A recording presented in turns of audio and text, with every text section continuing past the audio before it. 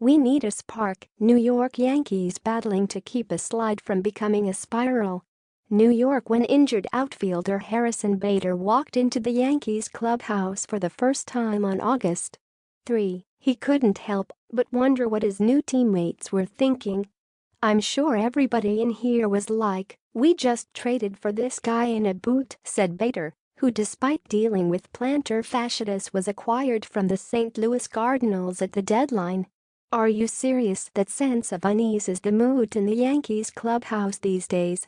The Yankees still sit comfortably atop the American League East standings, but dark clouds loom over the Bronx and urgency is growing. A month and a half ago, it was hard to find anyone in the locker room without a smile on his face. Aaron Judge was hitting moonshots at a record-breaking pace. Clay Holmes and Michael King were the best reliever duo in baseball. Matt Carpenter was putting together a comeback campaign for the record books. Giancarlo Stanton was hitting lasers into the Yankee Stadium bleachers. Nestor Cortez and Jose Trevino were breaking out with all-star campaigns.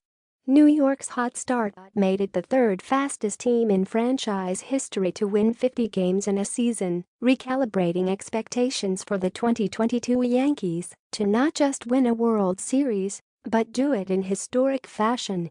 Then those expectations crashed hard.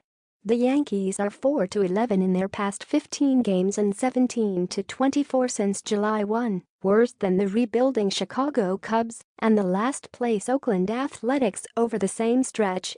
New York is looking up at the Houston Astros, who now have the best record in the American League heading into the stretch run. In 6 short weeks, the good vibes have vanished. And Jarrett Cole knows it. "We need a spark," Cole said after the Yankees series opening loss to the second-place Tampa Bay Rays on Monday. 2 nights later, they hope they found one. Maybe Josh Donaldson's walk-off grand slam Wednesday could ignite a flame. Whatever it is, they'll need it as the team begins a critical 4-game series against the division rival Blue Jays on Thursday, followed by the home half of the Subway Series against the Mets. Around the clubhouse, players are focusing more attention on details in recent weeks, trying to find solutions for the team's sudden inability to score runs, but also causing some players to press at the plate. "You can get in your way a little bit," said Yankees manager Aaron Boone, who had his share of slumps as a player. "It can wear you down, and whatever, pressing, all that. I got to that place a couple times where I don't care, I'm going to be ready to go. For me, a little bit of a rock bottom, that freed me up quite a bit."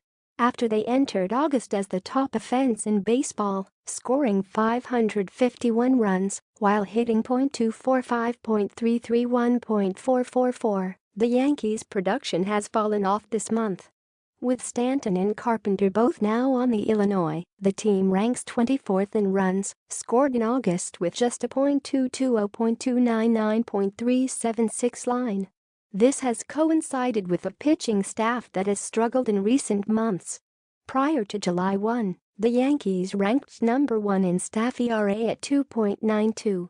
Since then, they're 19th at 4.03. with the starters' ERA rising from 3.05 to 4.37 and the bullpen ERA rising from 2.71 to 3.51.